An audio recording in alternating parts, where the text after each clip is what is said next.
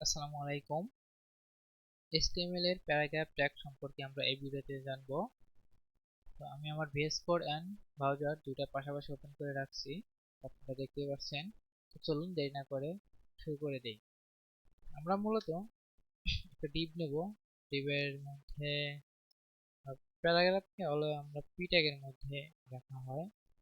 তো পি ট্যাগের মধ্যে আমরা যদি এখানে অনেক লম্বা টেক্সট বা দামি অনেক টেক্সট যেরকম এরকম প্যারাগ্রাফ থাকে না, এটার পরে ধরেন এটা এটা এই যে এত এত লেখা, এত এত লেখা, এই লেখাগুলো মূলত কোথায় রাখা হয়? পি ট্যাগের মধ্যে রাখা হয়, যেন এটা প্যারাগ্রাফ আকারে আমরা বুঝতে পারছি এটা একটা প্যারাগ্রাফ। তো এই প্যারাগ্রাফকে মূলত ডিজাইন করার জন্য যদি আমরা এখানে হেডের নিচে স্টাইলস নামে একটা অ্যাট্রিবিউটের মধ্যে পি ট্যাগকে সিলেক্ট করে যদি লিখি যে কালার, কালার দেব গ্রে, তাহলে লেখাগুলো একটু সাদা সাদা হয়ে গেছে, গ্রে কালার। আমরা যদি একটা ব্যাকগ্রাউন্ড দিই তাহলে আমি ভালো বুঝতে পারবো। ব্যাকগ্রাউন্ড যদি দেই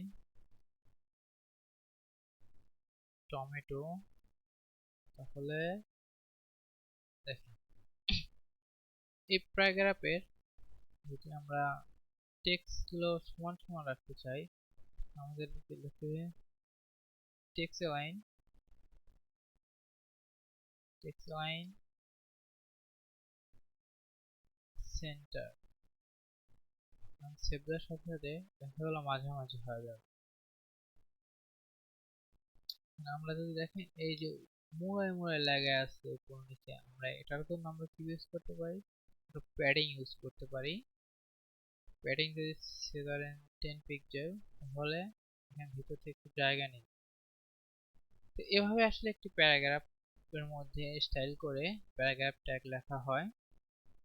তো প্যারাগ্রাফ ট্যাগ কে পি দ্বারা প্রকাশ করা হয়। HTML প্যারাগ্রাফ ট্যাগ এভাবে লেখা হয়। সো ধরেন আমরা যদি এটা উঠায় দেই, এখানে যদি আমরা h1 ট্যাগ লিখি, h1 ট্যাগ হ্যালো প্যারাগ্রাফ,